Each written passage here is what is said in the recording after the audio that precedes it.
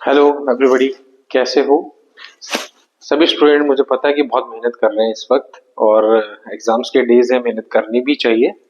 But जैसे कि मैंने पहले कहा आपको कि जो जो बच्चों को लग रहा है कि हम लोग थोड़े से पीछे रह गए या फिर हमें और ज्यादा अच्छे मार्क्स की उम्मीद है ना। तो हर बच्चे को एक एक्सपेक्टेशन है कि जिंदगी में 10वीं जो है या 10th जो है वो एक ही बार करनी है। हर बोर्ड का बच्चा परेशान होता है इस वक्त, ठीक है। उनके पेरेंट्स जो है वो स्ट्रेस में होते हैं। इस स्ट्रेस को थोड़ा रिलीव करने के लिए हमने जो है ये एक फास्ट ट्रैक कोर्स बनाया था, जिसमें हम केमिस्ट्री, फिजिक्स, बायो के अलग अलग आपको कोर्सेज देंगे। छोटे छोटे फास्ट ट्रैक कोर्सेज होंगे जिसके अंदर हर चीज इन्वॉल्व होगी। 6 से 7 बुक्स हमने कवर की हुई हैं, प्लस हर चीज, हर क्वेश्चन, बोर्ड के प्रीवियस क्वेश्चन सारे बीच में शामिल करके एक बहुत अच्छा सा छोटा सा पैकेज बनाया है, जिसमें क्या होगा, हर स्टूडेंट जो इस पैकेज को इस्तेमाल करेगा उसकी रिवीजन तो होगी होगी, प्लस कितने क्वेश्चंस आते हैं, कैसे क्वेश्चंस आते हैं, कौन से क्वेश्चन है जो बार बार आ रहे हैं, प्लस लर्न करने की टेक्निक्स क्या हैं। और वो भी छोटे से दिन, 4-5 दिन के अंदर आपका एक सब्जेक्ट हो जाएगा। तो उसके लिए हमने छोटे छोटे पैकेज बनाए हैं, प्लस साइंस का पूरा सिलेबस हमने कवर किया है, प्लस मैथ्स का पूरा सिलेबस कवर किया है। तो उसी श्रृंखला, उसी सीरीज के अंदर हम लोग कर रहे हैं केमिस्ट्री का सिलेबस। केमिस्ट्री का मैं बहुत सारे चैप्टर पहले करा चुका हूँ और ये उसकी अगली कड़ी है। आज जो हमारा चैप्टर है वो है पीरियोडिक क्लासिफिकेशन ऑफ एलिमेंट्स। बड़ा इंपॉर्टेंट चैप्टर है, हमारी 10th क्लास का स्कोरिंग चैप्टर है, इंटरेस्टिंग है, समझने वाला चैप्टर है, रट्टे वाला चैप्टर नहीं है। तो इस चैप्टर को लेके आज मैं आया हूँ और ये हम करेंगे अभी।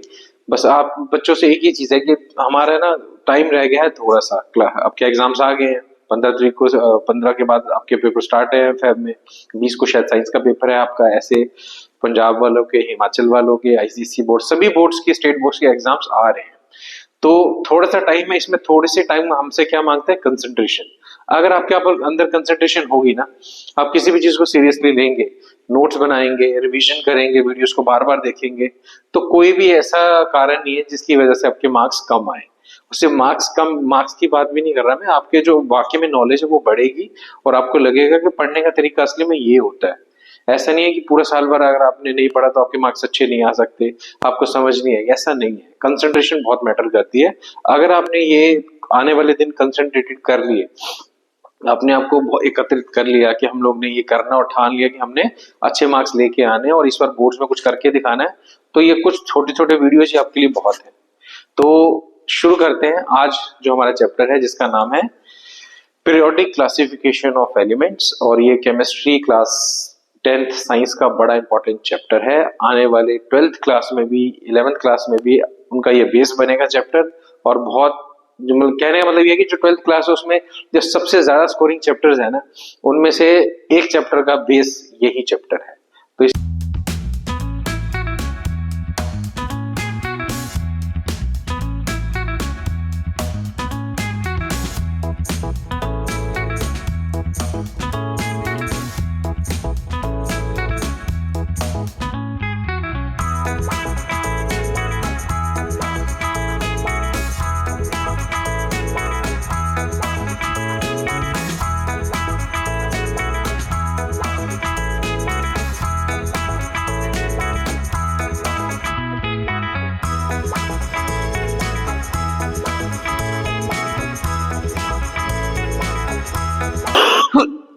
पहला पीरियड कितने हैं, दो ही एलिमेंट है, हाइड्रोजन है, हीलियम, दो ही होती है। खास बात है पहले पीरियड के अंदर, ठीक है। अगर हम बात करें सेकंड पीरियड में 8 एलिमेंट है, चेक करो 8 है, दो यहाँ पर है, 6 वहां, तो 8 हो गया आपके। थर्ड में भी कितने हैं, 8 है, दिख रहे। उसके बाद फोर्थ पीरियड में 18 एलिमेंट, आप चेक करोगे 18 है। फिफ्थ में भी 18 है, सिक्स्थ में 32 है, 7 में 32 है। नजर मान लो, मैं झूठ तो नहीं बोल रहा। दो एलिमेंट 8, फिर आपको देखो यहाँ पर दिख रहे हैं जितने मैंने बोले 18, यहाँ पर भी। फिर उसके बाद 32 चेक करो, 32 ही होंगे। आप बोलोगे बीच में मिस है, तो यहाँ पर जो मिस है उनको आप बीच में देखो, वो साइड पे बनाएंगे। यहाँ पर 57 के बाद 72 एटॉमिक नंबर दिख रहा है, यहाँ 89 के बाद 104 दिख रहा है। बीच वाले एलिमेंट यहाँ आ गए, इनको अगर काउंट करोगे तो ये पूरा 32 और ये भी 32 बनेंगे, ठीक है। तो इसका मतलब हर पीरियड के अंदर सेम नहीं है, डिफरेंट डिफरेंट एलिमेंट्स होते हैं, उनकी जो नंबर है वो डिफरेंट होता है, ये अपने याद रखना है। क्लियर हो गया। तो ये अभी ग्रुप, सातों ग्रुप के बारे में बता दिया, उनमें कितने कितने एलिमेंट्स होते हैं, कौन कौन से ग्रुप हैं जो हमारे लिए बड़े इंपॉर्टेंट है, वो भी बता दिए गए हैं आपको।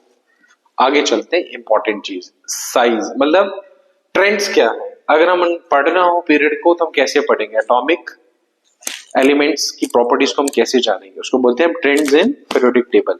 उसमें हम ग्रुप्स को अलग से पढ़ेंगे, पीरियड्स को अलग से पढ़ेंगे, और जब इनको पढ़ लोगे आपको समझ आ जाएगा कि पूरी केमिस्ट्री है क्या चीज है। ठीक है, चलते हैं आगे। अब कौन कौन सी प्रॉपर्टीज हमने पढ़नी है मैं एक बार जल्दी से आपको बता दूं, उसके बाद फिर हम प्रॉपर्टीज पे चलते हैं। अगर हम प्रॉपर्टीज की बात करें जिनको हमने पढ़ना है, उसमें पहली प्रॉपर्टी है हमारा एटॉमिक साइज। ठीक है, एटॉमिक साइज का आपको पता होना चाहिए, बड़ा इंपॉर्टेंट फीचर है हमारा। नंबर ऑफ शेल्स का पता होना चाहिए, मेटेलिक कैरेक्टर का पता होना चाहिए। उसके बाद हमारे पास है नॉन मेटेलिक कैरेक्टर का आपको पता होना चाहिए एलिमेंट्स का। उसके बाद केमिकल रिएक्टिविटीज का पता होना चाहिए, इलेक्ट्रोनेगेटिविटी का पता होना चाहिए, नेचर ऑफ ऑक्साइड्स का हमें पता होना चाहिए। ये सारी इंपॉर्टेंट चीजें जो हमें पता होनी चाहिए। ठीक है, और इनके हिसाब से हम लोग ट्रेंड की बात करेंगे, फिर मैं आपको क्वेश्चंस भी करवाऊंगा। पहले एक बार इनको समझ लेते हैं कि ट्रेंड्स चलते कैसे, क्या होता है ट्रेंड, है ना। पहले उस पर आते हैं। चलो, सबसे पहले आता है हमारा ट्रेंड के अंदर वैलेंसी। तो वैलेंसी क्या चीज है ना, अगर हम टेबल की बात करें, मैं छोटा सा टेबल आपके लिए बना रहा हूं, यहाँ पर रफ डायग्राम है ये। मॉडर्न पीरियोडिक टेबल आपने देख लिया, आपको कहीं भी मिल जाएगा, आपके पास होगा। मैं एक रफ सा आइडिया दूंगा आपको, कुछ ये डिजाइन रहेगा हमारे पीरियोडिक टेबल का, ऐसे कुछ है, ऐसे पीरियोडिक टेबल है हमारा कुछ, है ना। अगर ऐसा पीरियोडिक टेबल है तो वैलेंसी क्या चीज है, वैलेंसी क्या होती है, किसी भी एलिमेंट के आउटर शेल के अंदर कितने इलेक्ट्रॉन है उसको हम बोलते हैं उसकी वैलेंसी, है ना। तो अगर हम जैसे हाइड्रोजन की बात करें उसका एटॉमिक नंबर 1 है तो उसकी वैलेंसी 1 है। हीलियम की बात करें उसकी हाइट टोटल 2 इलेक्ट्रॉन है तो उसकी वैलेंसी 2 है। तीसरे नंबर पे आ जाओ लिथियम, लिथियम का एटॉमिक नंबर है 3, तो वैलेंसी कैसे होती है 2,1। इलेक्ट्रॉन कॉन्फ़िगरेशन लिखोगे तो 2,1 लिखोगे, तो पीछे इलेक्ट्रॉन रह गया 1, तो उसकी वैलेंसी भी कितनी हो जाएगी 1। तो जिनकी वैलेंसी सेम होती है उनको सेम ग्रुप में रखते हैं। तो जैसे कि मैंने अभी 3 एलिमेंट का नाम लिया, हाइड्रोजन की वैलेंसी 1 निकली है, लिथियम की भी वैलेंसी 1 निकली है। इसका मतलब यहाँ पर पहले नंबर पे वैलेंसी यहाँ पर कौन होगा, हाइड्रोजन, उसके नीचे कौन होगा, लिथियम। देन क्या आएगा, सोडियम 281, उसकी भी 1 है वैलेंसी। तो जिनकी वैलेंसी सेम होती है उनको एक ही ग्रुप में रखा जाता है। साफ समझ आ गया, है ना। तो अगर हम वैलेंसी की बात करें, कभी क्वेश्चन आता है कि वो एलिमेंट का नाम दो जिनकी वैलेंसी सेम है, तो आप किसी भी ग्रुप के एलिमेंट्स को लिख सकते हो, उनकी वैलेंसी सेम होगी। ठीक है, वैलेंसी बहुत इजी है। इसका मतलब ऊपर से नीचे जब आते हैं वैलेंसी को कोई फर्क नहीं पड़ता, वो सेम रहती है, सिंपल है। आगे चलते हैं। अगर हम इधर से इधर चलते तो क्या होगा, आपको पता है इसकी वैलेंसी 1 थी तो इसकी 2 थी। अगर यहाँ देखो तो यहाँ 1 होगी, या 2 होगी, या 3 होगी, फिर 4 होगी, उसके बाद फिर डिक्रीज करेगी। इसका मतलब जो वैलेंसी है, अगर हम अलोंग द पीरियड जाएं तो पहले तो वैलेंसी बढ़ती है, फिर वो डिक्रीज कर जाती है, क्योंकि 4 से ऊपर वैलेंसी नहीं लेते हम लोग, है ना। तो यहाँ वैलेंसी 1 होगी, या 2 होगी, या 3 होगी, 4 होगी, फिर 3 हो जाएगी, 2 हो जाएगी, 1 ऐसे चलेगी वैलेंसी। इसका मतलब वैलेंसी पहले इंक्रीज करेगी, देन डिक्रीज कर जाएगी अलोंग द पीरियड। तो वैलेंसी का ट्रेंड ये रहेगा हमारा ग्रुप और पीरियड के अंदर। बहुत आसान था, चले आगे। वैलेंसी ग्रुप में सेम रहेगी, पीरियड में पहले इंक्रीज करेगी, फिर वो डिक्रीज कर जाएगी, ये अपने याद रखना है। अब आती है बारी हमारे साइज की, है ना। एटॉमिक साइज की अगर मैं बात करूं ना, एटॉमिक साइज, साइज किस पे डिपेंड करता है, नंबर ऑफ शेल्स के ऊपर। जैसे जैसे शेल्स बढ़ती हैं साइज बढ़ता जाएगा। तो हमने देखा अगर हम सेम ग्रुप की बात करते हैं तो पहले है hydrogen, then lithium, then sodium, 3 बड़े अच्छे एग्जांपल है। तो हाइड्रोजन में 1 shell, then 2 shell, then 3 shell, इसका नीचे की तरफ आ रही है तो नंबर ऑफ शेल्स बढ़ रही है। तो नंबर ऑफ शेल्स बढ़ेंगी तो साइज बढ़ेगा। तो बहुत सिंपली पता चल गया कि ग्रुप में साइज बढ़ता है क्योंकि नंबर ऑफ शेल्स बढ़ेगी, है ना। तो इसका मतलब ऐसे आप देखोगे तो हमेशा इंक्रीज दिखेगा आपको साइज के अंदर। क्लियर हो गया, क्लियर हो गया। ऊपर से नीचे की तरफ आओगे तो हमेशा साइज क्या करेगा, इंक्रीज करेगा। बट अगर पीरियड में जाओगे तो क्या होगा, जैसे यहाँ पर आपने देखो लिथियम ले लिया, उसके बाद बेरिलियम आएगा, फिर बोरोन आएगा, है ना। ऐसे आप बढ़ते जाओगे, ऑक्सीजन, नाइट्रोजन, ऐसे आगे की तरफ आप बढ़ोगे। तो यहाँ पर शेल 3 है, यहाँ शेल 3 है, शेल सेम है, लेकिन प्रॉब्लम कहाँ आएगी, लिथियम में शेल देखो कितनी है, 2,1 लिखते हो, 2 शेल्स है उसकी, यहाँ 2 इलेक्ट्रॉन है, यहाँ 1 इलेक्ट्रॉन है। देन अगला बेरिलियम आएगा 2,2 है ना, उसके होता है कॉन्फ़िगरेशन 2, और इधर भी 2 आ जाएंगे। उससे अगला एलिमेंट लूंगा तो उसमें शेल तो सेम रहेंगी, लेकिन इलेक्ट्रॉन एक और बढ़ जाएगा। कहने का मतलब ऐसे जाने पे नंबर ऑफ इलेक्ट्रॉन्स बढ़ जाते हैं। शेल्स के अंदर, आउटर मोस्ट शेल के अंदर नंबर ऑफ इलेक्ट्रॉन बढ़ रहे हैं, जिसकी वजह से न्यूक्लियस जो है उनको ज्यादा खींचता है अंदर की तरफ। जब जितना ज्यादा न्यूक्लियस खींचेगा उतना ज्यादा श्रिंक करेगा साइज। तो अलोंग द पीरियड हम बात करें, क्योंकि नंबर ऑफ इलेक्ट्रॉन बढ़ते हैं जिसकी वजह से जो न्यूक्लियस हमको ज्यादा पावर के साथ खींचता है, तो उनका जो आउटर मोस्ट शेल है वो श्रिंक कर जाता है, उनका साइज क्या करता है, डिक्रीज कर जाता है। तो हम बोलेंगे ऐसे ट्रेंड क्या करेगा, डिक्रीज करेगा अलोंग द पीरियड। क्लियर हो गया? देखो इसने लिख के भी दिया आपको कि लिथियम का साइज बेरिलियम से बड़ा, फिर बोरोन, फिर कार्बन, तो ये डिक्रीजिंग ऑर्डर में आएंगे हमेशा के हमेशा। क्लियर हो गया? चलो नेक्स्ट, ऊपर से नीचे मैंने बता दिया, नीचे की तरफ साइज बढ़ेगा और ऐसे साइज कम होगा। देन है हमारा मेटेलिक कैरेक्टर।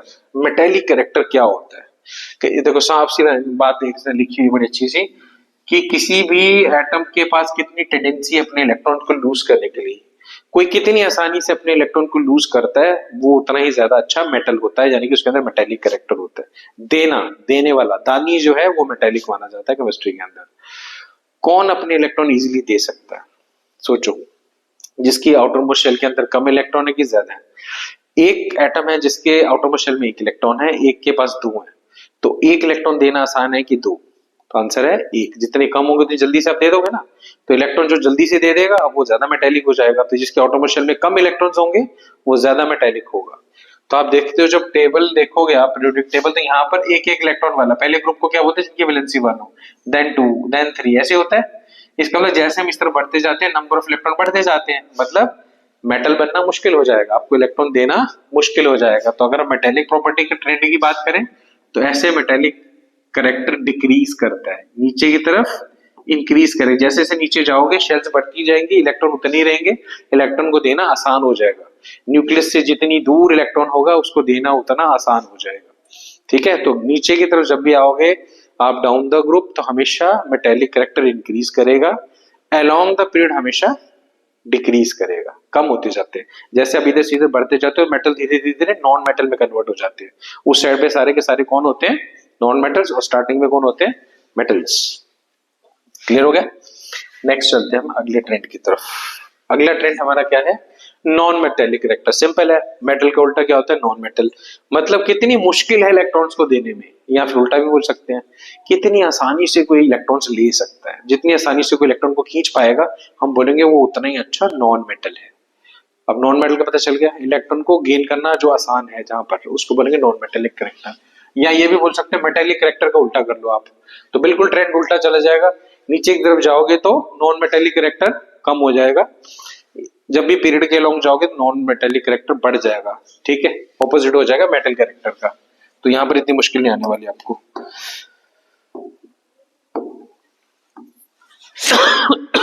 केमिकल रिएक्टिविटी, ये बड़ा इंपॉर्टेंट है, ये बच्चों को मैं कहता हूं इसको अच्छे से समझो।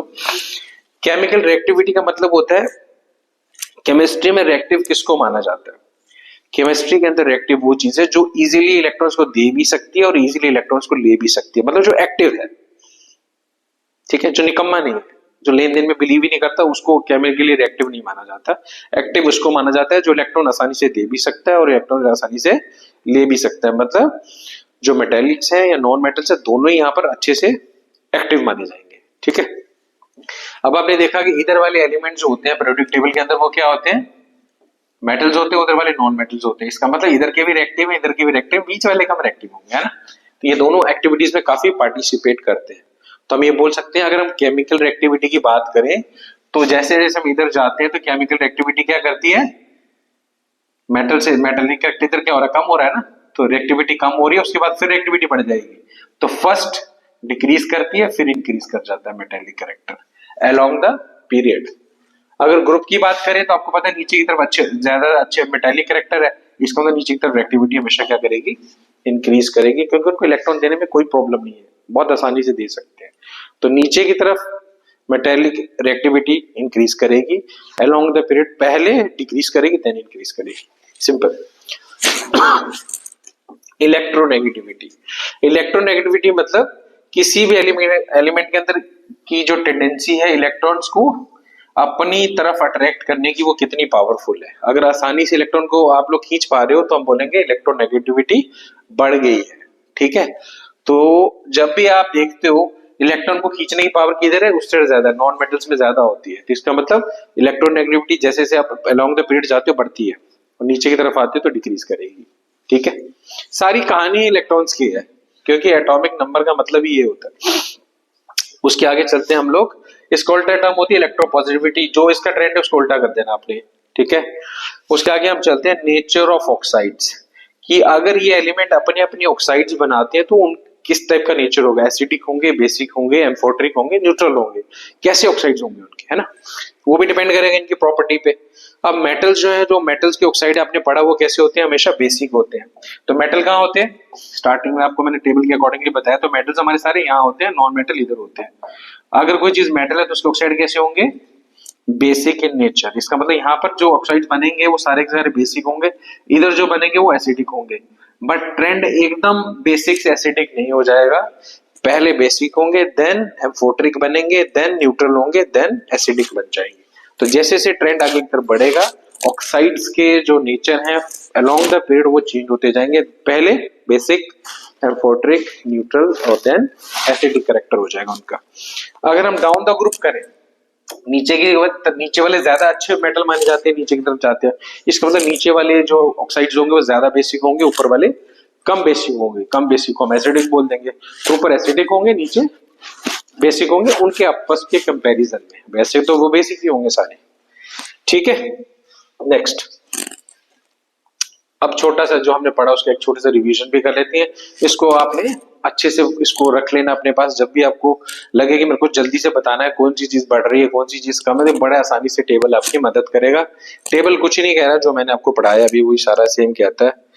ठीक है जी, क्या कहता है, इलेक्ट्रॉन शेल्स इस डायरेक्शन में क्या करती है, हमेशा सेम रहेंगी, नंबर ऑफ शेल्स सेम रहती है पीरियड के अंदर, नीचे की तरफ हमेशा इंक्रीज करेंगी। वैलेंस इलेक्ट्रॉन ऐसे इंक्रीज करेंगे, ऐसे वैलेंस इलेक्ट्रॉन सेम रहेंगे। इलेक्ट्रोनेगेटिविटी ऐसे इंक्रीज करेगी, नीचे की तरफ डिक्रीज करेगी। आयोनाइजेशन एनर्जी, ये आपने नहीं पढ़ा था अपने लास्ट शेल में से इलेक्ट्रॉन देने की जो कैपेसिटी है आसान कहाँ होगी, उसको बोलते हैं आयोनाइजेशन एनर्जी। उसके लिए जो एनर्जी चाहिए लास्ट इलेक्ट्रॉन को निकालने के लिए, वो इस डायरेक्शन में इंक्रीज करेगी, क्योंकि नंबर ऑफ इलेक्ट्रॉन्स बढ़ रहे हैं, उनको एक इलेक्ट्रॉन को निकालने के लिए एनर्जी कम चाहिए, दो को ज्यादा, फिर तीन को और ज्यादा। तो ऐसे इलेक्ट्रॉन बढ़ रहे हैं तो एनर्जी भी ज्यादा लगेगी, नीचे की तरफ आपकी ये चीज डिक्रीज हो जाएगी। इलेक्ट्रॉन एफिनिटी इसका ऑपोजिट होता है, वो भी चलेगा ऐसे ही सेम ट्रेंड। ठीक है, कैरेक्टर बता दिया आपको, मेटेलिक कैरेक्टर, ऑक्साइड्स का कैरेक्टर भी बता दिया आपको, मेटल का भी बता दिया, नॉन मेटल का भी बता दिया, ऑक्साइड का भी। सारी चीजें आप रिवाइज कर सकते हो यहाँ से। ठीक है, ये जस्ट एक रिवीजन के लिए चार्ट बनाया था, इसको आप देखिए। चलो अब आता है कि हमने जो पढ़ा है उसमें समझा क्या है। यही सबको सबसे ज्यादा प्रॉब्लम आती है, क्योंकि ये रट्टे वाला पार्ट नहीं है। यहाँ पर आपने जो पढ़ा उसको अप्लाई कैसे करना उस टेबल के ऊपर, ये बड़ा इंपॉर्टेंट है। इसके लिए मैंने स्पेशली आपके लिए क्वेश्चंस बनाए हैं। क्वेश्चंस हम करेंगे, आप साथ में समझोगे तो आपको लगेगा कि हमने पूरा चैप्टर अच्छे से समझ लिया है। तो एक एक क्वेश्चन करेंगे अभी, ये बड़ा इंपॉर्टेंट पार्ट है, इसको तो बड़े गौर से देखना। ठीक है, सबसे पहले देखो मैंने एक टेबल बनाया हुआ है। उस टेबल में मैंने क्या बनाया, एक टेबल दिख रहा है आपको, मैंने एक्चुअली में रफ टेबल बनाया, पीरियोडिक टेबल का छोटा सा कॉपी लिया। तो इसमें कुछ आपको यहाँ ग्रुप दिख रहे हैं 2, और बाकी ग्रुप समझ लो कि ग्रुप नंबर 1 है, ये 2 है, 13, 14, 15, 16, 17 और 18 ग्रुप, ऐसे करके कुछ मैंने बनाया है ये रफ का। ऐसे देखोगे तो पीरियड्स हैं, ये ग्रुप पीरियड हो गया दूसरा, ऐसे पीरियड्स बने हुए हैं। तो ये रफली एक छोटा सा आइडिया देने के लिए है कि आपको कैसे पढ़ना है ट्रेंड्स को, उसके लिए मैंने ये सारे क्वेश्चंस आपके लिए बनाए। क्वेश्चंस तो मैंने क्वेश्चन आपसे पूछे, साथ में मैंने आपसे रीजन भी मांगे हैं। तो रीजन बहुत इंपॉर्टेंट है आपको। ये तो तुक्का तो कोई भी बोलेगा बढ़ रहा है, या दो ही आंसर हो सकते हैं, इंक्रीजिंग या डिक्रीजिंग, बट कारण क्या है, अगर कारण पता होगा फिर आपको पता चलेगा कि वाकई में इंक्रीज हो रही है कोई चीज की डिक्रीज हो रही है ना। आप देखो पहला क्वेश्चन है, to which family does A and C belong.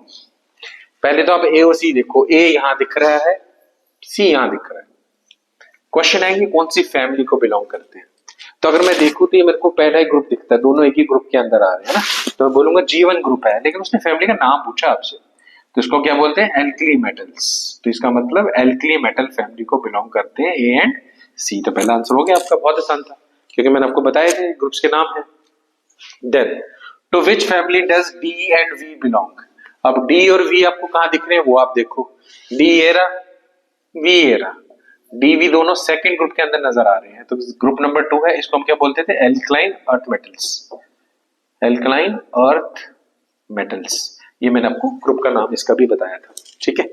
Next चलते हैं, to which family does X and Z belongs. X और जेड आपको कहां दिख रहे हैं, लास्ट ग्रुप जिसको ग्रुप नंबर 18 बोलते हैं हम लोग ना, उसमें दिख रहे हैं आपको एक्स और जेड। तो लास्ट ग्रुप को हमने स्पेशल नाम क्या दिया था, नोबल गैसेस या फिर इनर्ट गैसेस, तो इसको इनर्ट गैसेस भी बोल सकते हैं हम लोग, बड़ा आसान है ना। Next, to which family does G and M belong. तो जी देखो, जी यहां पर है, मैं थोड़ा पेन चेंज कर देता हूं, जी ये रहा, एम यहां है, तो जी और एम कौन से ग्रुप में है, ग्रुप नंबर 17 में है। तो ग्रुप नंबर 17 का खास नाम क्या दिया था हमने, एनीबॉडी, हैलोजन। तो हैलोजन फैमिली में सॉल्ट प्रोड्यूसर्स रहेंगे ग्रुप नंबर 17। तो ये जो चार पांच क्वेश्चन मैंने स्टार्टिंग में दिए आपको इसलिए कि आप लोग पहचान पाओ कि कौन सी खास फैमिली से बिलोंग करते हैं एलिमेंट, इस चार्ट को देख के। ये क्वेश्चन बहुत ज्यादा आते हैं, पिछले 10-20 साल में रिपीट होते रहे क्वेश्चंस, ठीक है। अब नेक्स्ट चलते हैं, साइज के ऊपर थोड़े से क्वेश्चन है वो करते हैं। क्या क्वेश्चन पूछा गया, विच हैज लार्जर साइज ए और सी।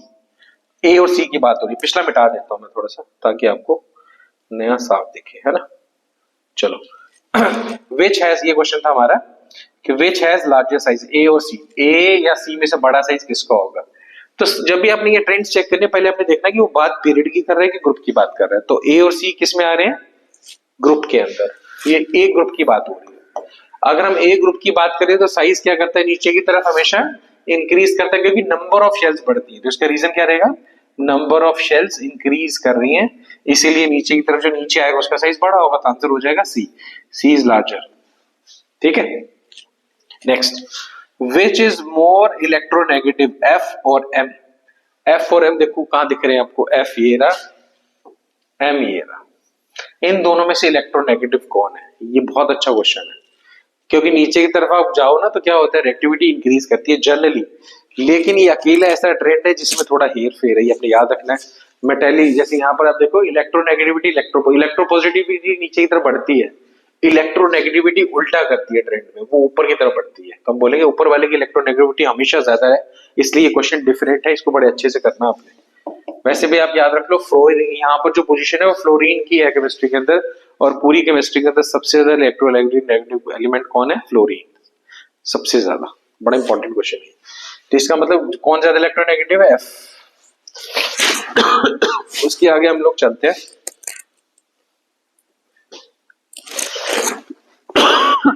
What is the valency of X, O and D.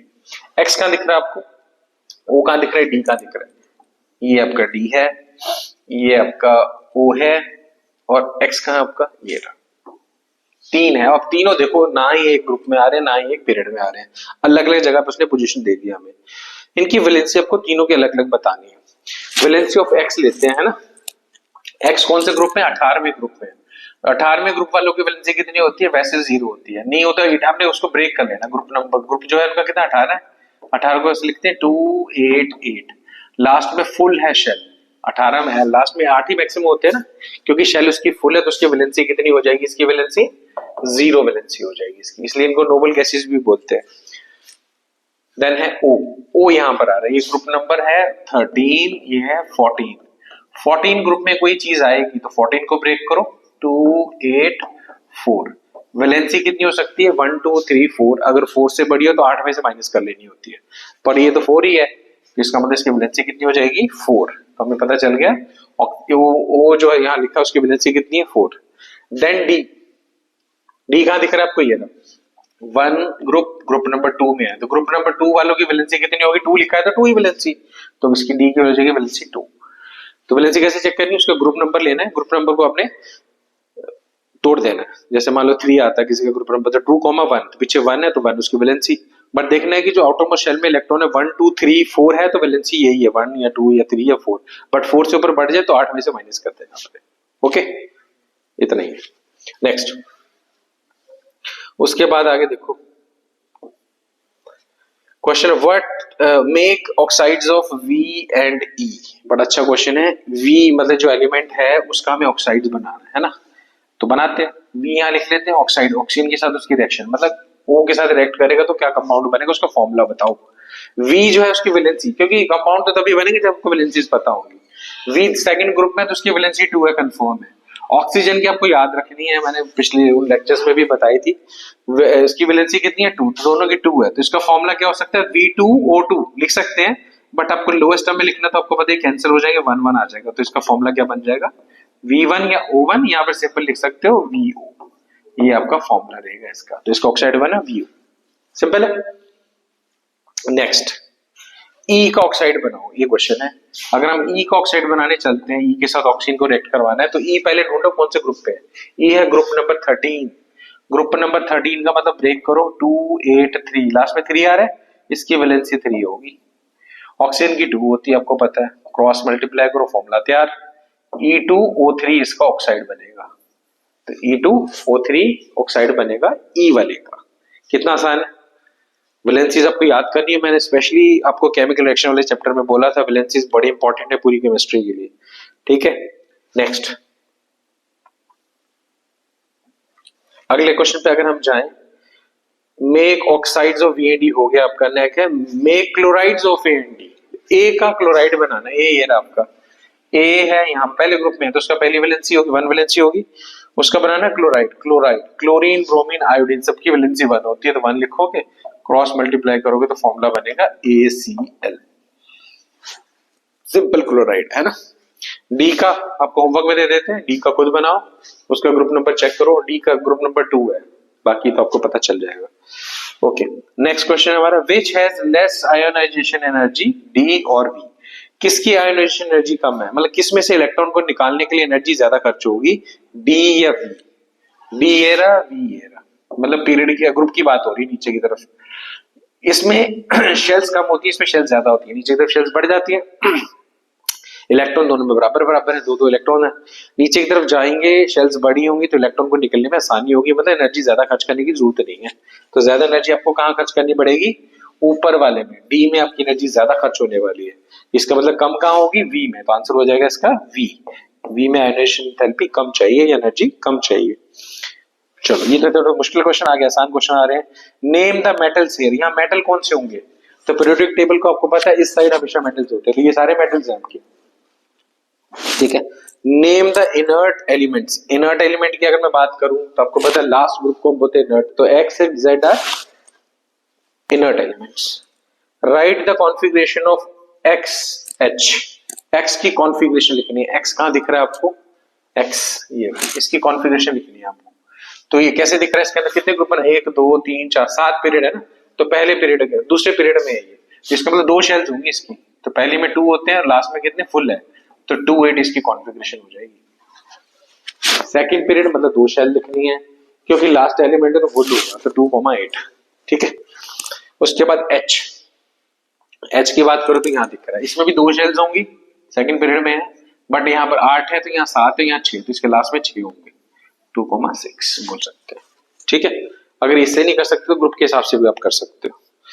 उसके बाद हम आगे चलते हैं, right reactivity descending order of FGM, ये अब उसने ये वाला आपका ये 3 एलिमेंट लिए, इनका आपको क्या बतानी है, रिएक्टिविटीज, ज्यादा रिएक्टिव कौन होगा, तो नॉन मेटल ऊपर होते हैं, नीचे वाले कम मेटल्स होते हैं, इसका मतलब रिएक्टिविटी इसकी सबसे ज्यादा होगी, फिर इसकी कम, फिर इसकी कम, डिक्रीजिंग ऑर्डर में इनको आप लगा सकते हो, ऊपर वाला ज्यादा रिएक्टिव होगा, इलेक्ट्रोनेगेटिव एलिमेंट ऊपर होते हैं नॉन मेटल्स के अंदर, फ्लोरीन दुनिया का सबसे ज्यादा इलेक्ट्रोनेगेटिव एलिमेंट है। तो अब केवल बच्चे कहते हैं सर सबसे ज्यादा इलेक्ट्रोनेगेटिव तो बता दिया, पॉजिटिव भी बता दो, तो अब ये भी आपको बता देते हैं, फ्लोरीन दुनिया का सबसे ज्यादा इलेक्ट्रोनेगेटिव, एफ से है फ्लोरीन, बिल्कुल इसका ऑपोजिट जो पार्ट है जो सबसे ज्यादा इलेक्ट्रो पॉजिटिव वो भी एफ से, उसका नाम है फ्रेंशियम, तो दोनों एफ से ही है, एक का नाम फ्रेंशियम है फ्रांस के नाम पे बना हुआ है, और एक है फ्लोरीन, फ्रेंशियम और फ्लोरीन दोनों सबसे ज्यादा इलेक्ट्रो पॉजिटिव और इलेक्ट्रोनेगेटिव एलिमेंट हैं, याद रखना। तो ये मैंने आपके सारे क्वेश्चन यहाँ पर आपको करवा दिए, बहुत आसानी से क्वेश्चन होते हैं अगर आप ट्रेंड्स को अच्छे से समझ